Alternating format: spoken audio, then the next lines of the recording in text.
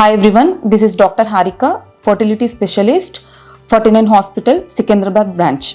మనం ఈరోజు ఈ వీడియోలో ఎండోమెట్రియోసిస్ వల్ల సంతానలేమి సమస్యలు ఎలా కలుగుతాయో చూసుకుందాం.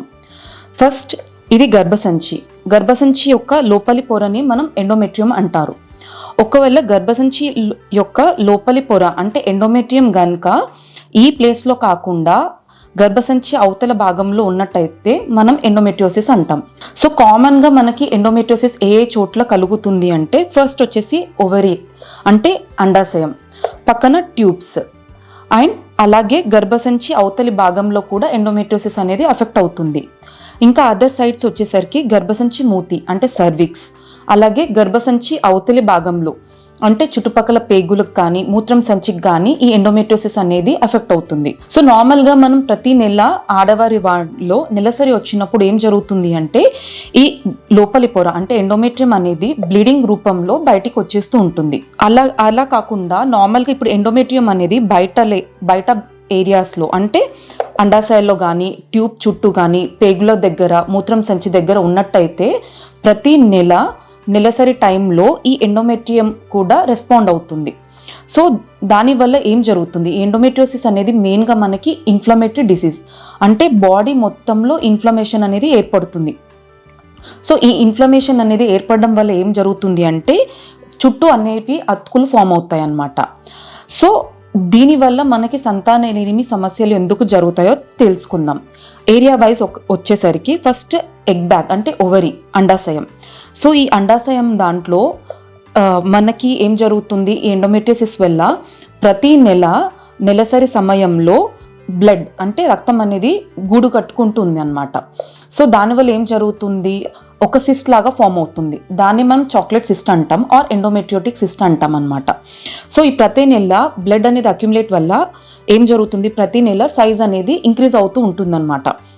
సో ఎండోమెట్రియోటిక్ సిస్ట్ వల్ల ఏం జరుగుతుంది, చుట్టుపక్కల ఉన్న ఫాలికల్స్ ఏవైతే ఎగ్స్ ఉంటాయో వాటిని కంప్రెస్ చేయడం వల్ల మిగతా చుట్టుపక్కల ఉన్న ఎగ్స్ అనేటివి డెవలప్మెంట్ కాకుండా అడ్డుపడుతుంది. సో దీనివల్ల ఏం జరుగుతుంది, నార్మల్గా మనకు ఆడవారి దాంట్లో ప్రతి నెల ఒక ఎగ్ అనేది డెవలప్ అయి విడుదలవ్వాలి. సో ఈ సిస్ట్ వల్ల ఏం జరుగుతుంది, ఎగ్ అనేది డెవలప్మెంట్ ఉండదు. సో దానివల్ల న్యాచురల్ ప్రెగ్నెన్సీ రేట్ అనేది తగ్గుతుంది. ఇన్ కేస్ ఎగ్ అనేది డెవలప్ అయినా కూడా ఎగ్ విడుదల అవ్వకుండా కూడా ఈ ఎండోమెట్రియోటిక్ సిస్ట్ వల్ల ఏర్పడుతుంది అనమాట. అండ్ ఈ ఎండోమెట్రియోటిక్ సిస్ట్ వల్ల మనకి టాక్సిన్స్ అంటే చెడు పదార్థాలు అనేటివి రిలీజ్ అవుతాయి. సో దీనివల్ల ఏం జరుగుతుంది, చుట్టుపక్కల ఎగ్ అన్నిటిని తినేస్తుంది. దీనివల్ల మనకి ఎగ్ నెంబర్ అనేది కూడా తగ్గుతుంది. సో అందుకే ఎండోమెట్రియోసిస్ ఉన్న వాళ్ళ దాంట్లో ఎగ్ సంఖ్య అనేది తొందరగా తగ్గుతుంది. యూజువల్లీ మనం చూసుకున్నట్టయితే ఏజ్ ఇంక్రీజ్ అయిన కొద్దీ అంటే 35 సంవత్సరాలు దాటిన తర్వాత మనకి ఎగ్ కౌంట్ అనేది తగ్గుతూ ఉంటుంది.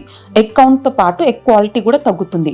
బట్ ఎండోమెట్రియోసిస్ ఉన్న ఆడవారి దాంట్లో యంగ్ ఏజ్ అయినా ఉన్నప్పటికీ అంటే లెస్ దెన్ 30 years ఉన్న కూడా మనకి ఎగ్ కౌంట్ అనేది ర్యాపిడ్గా తగ్గుతూ ఉంటుంది. నెక్స్ట్ ట్యూబ్ విషయానికి వస్తే మనం ఇదివరకే డిస్కస్ చేసుకున్నాం, ఇది ఒక ఇన్ఫ్లమేటరీ డిసీజ్. సో దీనివల్ల ఏం జరుగుతుంది, చుట్టుపక్కల అతుకులు ఫామ్ అవుతాయి అన్నమాట. సో ట్యూబల్ ఎండోమెట్రియోసిస్ వల్ల ట్యూబ్ గర్భసంచికి చుట్టుపక్కల పేగుకి అలాగే అండాశయానికి మొత్తం అన్ని అతుకులు ఫామ్ అవుతాయి. సో ట్యూబ్ చుట్టూ అడెషన్స్ అంటే అతుకులు ఫామ్ అవ్వడం వల్ల ట్యూబ్ యొక్క ఫంక్షన్ అనేది తగ్గుతుంది. నార్మల్గా ట్యూబ్ యొక్క ఫంక్షన్ ఏంటి అంటే న్యాచురల్గా ఎగ్ స్పర్మ్ అనేది ఎగ్ ట్యూబ్లో మీట్ అవుతుంది. సో మీట్ అయ్యాక మనకు పిండం అనేది ట్యూబ్లో తయారవుతుంది. ఈ తయారైన పిండం మళ్ళీ కిందికి ట్రావెల్ చేసి గర్భసంచిలో అతుక్కుంటుంది. సో ట్యూబ్ బ్లాక్ ఉండడం వల్ల ఎగ్ కణం అనేది కలవదు. సో న్యాచురల్ ప్రెగ్నెన్సీ రేట్స్ అనేటివి తగ్గుతుంది. ఒకవేళ ట్యూబ్లో పిండం తయారైనప్పటికీ కూడా ట్యూబ్ యొక్క ఫంక్షన్ తగ్గడం వల్ల ఆ పిండం అనేది కిందికి జారి గర్భసంచిలో అతుకదు. సో దీనివల్ల ఏం జరుగుతుంది, ఒక్కొక్కసారి ట్యూబ్లోనే ప్రెగ్నెన్సీ వచ్చే అవకాశాలు ఉంటాయి. దీన్ని మనం ట్యూబల్ ప్రెగ్నెన్సీ అంటాం. సో నెక్స్ట్ గర్భసంచి విషయానికి వస్తే, సో గర్భసంచిలో ఎండోమెట్రియోసిస్ అంటే గర్భసంచి లోపల కాకుండా బయట భాగంలో ఎండోమెట్రియం డిపాజిట్ అవ్వడం అన్నమాట. సో దీనివల్ల మనకి ఏం జరుగుతుంది, యూట్రైన్ కాంట్రాక్షన్స్ అంటే గర్భసంచి ఎక్కువ మూమెంట్స్ ఉండడం వల్ల మనకి బేబీ అతికే కెపాసిటీ అనేది తగ్గుతుంది. సో బేబీ అతికే కెపాసిటీ తగ్గినప్పుడు ఆటోమేటిక్గా న్యాచురల్ ప్రెగ్నెన్సీ రేట్స్ అనేటివి తగ్గుతూ ఉంటాయి. అండ్ నార్మల్గా భార్యాభర్తలు కలిసినప్పుడు స్పర్మ్స్ అంటే మగవారి కణాలు అనేటివి ఇక్కడ డిపాజిట్ అవుతాయి. సో ఇక్కడ గర్భసంచి మూతి ఇక్కడ నుంచి మనకి స్పర్మ్స్ అనేటివి పైకి ట్రావెల్ అయ్యి ట్యూబ్లోకి వెళ్ళి ఎగ్తో మీట్ అవుతాయి. సో ఈ చెడు పదార్థాలు గర్భసంచిలో ఉండడం వల్ల ఈ ఎండోమెట్రియోసిస్ వల్ల ఏం జరుగుతుంది అంటే కణాల యొక్క కదిలే కెపాసిటీ, ఏవైతే కణాలు పైకి వెళ్ళి ట్యూబ్లో ఎగ్తో మీట్ అవుతాయో వాటి కదిలే కెపాసిటీని మొత్తం తగ్గించేస్తుంది. అండ్ చెడు పదార్థాలు ఏంటి అంటే స్పర్మ్స్ని తినేస్తుంది అనమాట. సో దీనివల్ల స్పర్మ్స్ అనేటివి పైకి వెళ్ళకపోవడం, ఎగ్తో మీట్ అవ్వకపోవడం అనేది జరుగుతుంది.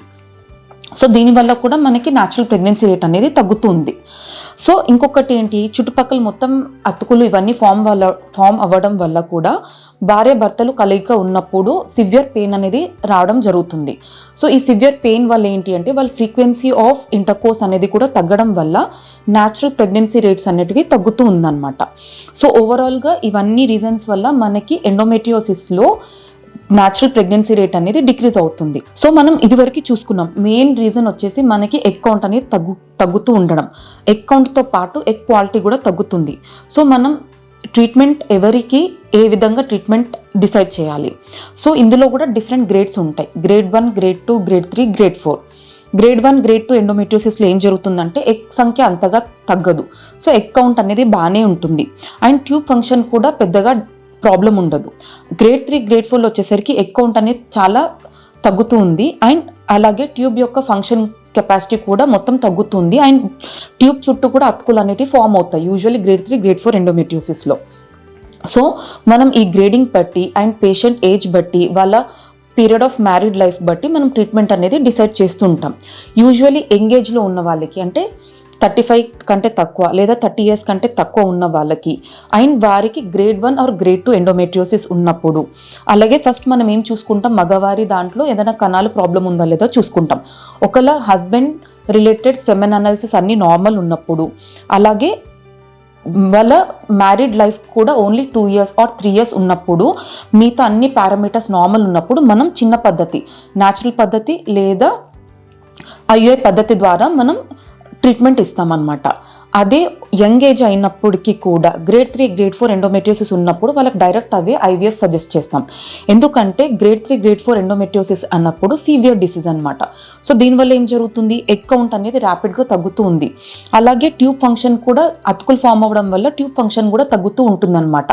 ఇంకా డిలే చేసిన కొద్దీ న్యాచురల్ పద్ధతి లేదా ఐఓఐ పద్ధతిలో మనం లేట్ చేసిన కొద్దీ ఏంటంటే ఉన్న ఎగ్ కౌంట్ కూడా తగ్గుతుంది. సో అందుకే మనం గ్రేడ్ 3, గ్రేడ్ 4 ఎండోమెట్రియోసిస్ ఉన్నప్పుడు డైరెక్ట్ అవే వాళ్ళు ఎంగేజ్ అయినా సరే ఓల్డ్ ఏజ్ అయినా సరే వాళ్ళ duration of married life even 1 year or 2 years అయినా సరే మనం బెటర్ ప్రెగ్నెన్సీ రేట్కి మనం ఐవీఎఫ్ సజెస్ట్ చేస్తాం. అలాగే మోర్ దెన్ 35 years ఉన్న వాళ్ళు and duration of married life more than 4 years or 5 years ఉన్న వాళ్ళకి కూడా మనం ట్రీట్మెంట్ అనేది డిలే చేయొద్దు. వాళ్ళది గ్రేడ్ 1, గ్రేడ్ 2 ఎండోమెట్రియోసిస్ అయినప్పటికీ కూడా మనం ఐవీఎఫ్ సజెస్ట్ చేస్తామన్నమాట. సో మీరు ఇంకొకటి ఏంటి అంటే మనం సర్జరీ ఎప్పుడు ప్లాన్ చేయాలి. చాలామందికి ఎండోమెట్రియోటిక్ సిస్ట్ ఉంది, సో సర్జరీకి వెళ్ళాలా లేదంటే డైరెక్ట్ ఐవీఎఫ్కి వెళ్ళాలా అని చాలామందికి డౌట్ ఉంటుంది అనమాట. సో మనకి సర్జరీ అనేది ఎవరికి useful, suppose grade 1, grade 2 endometriosis ఉన్న వాళ్ళకి మనకేం చేస్తాం, లాప్రోస్కోపీ ద్వారా ఆ చిన్న చిన్న ఎండోమెట్రియో డిపాజిట్స్ ఎక్కడైతే ఉంటాయో వాటిని మేము కరెంట్ పంపించేసి మనం తొలగించేస్తాం అనమాట. సో దీనివల్ల ఏం యూస్ఫుల్ అవుతుంది, ఈ ట్యూబ్ చుట్టూ చిన్నగా అడెషన్స్ ఏమైనా ఉంటే కూడా క్లియర్ అయిపోతాయి. సో ఈ గ్రేడ్ 1, గ్రేడ్ 2లో ఏం జరుగుతుంది అంటే పెయిన్ అనేది తగ్గుతుంది. సో చుట్టుపక్కల ఏమైనా ట్యూబ్ ఫంక్షనింగ్ ట్యూబ్ చుట్టూ ఏమైనా అడెషన్స్ ఉన్నా కూడా క్లియర్ అవ్వడం వల్ల మనకి ప్రెగ్నెన్సీ రేట్స్ అనేటివి బెటర్గా ఉంటాయి అన్నమాట. సో గ్రేడ్ 3, గ్రేడ్ 4 ఎండోమెట్రియోసిస్కి వచ్చేసరికి మనకి ఆల్రెడీ చుట్టూ అతుకులన్నీ ఫామ్ అయ్యి ఈ పెల్విక్ అంటే యూట్రస్ యొక్క అనాటమీ అనేది డిస్టార్ట్ అయిపోతూ ఉంటుంది.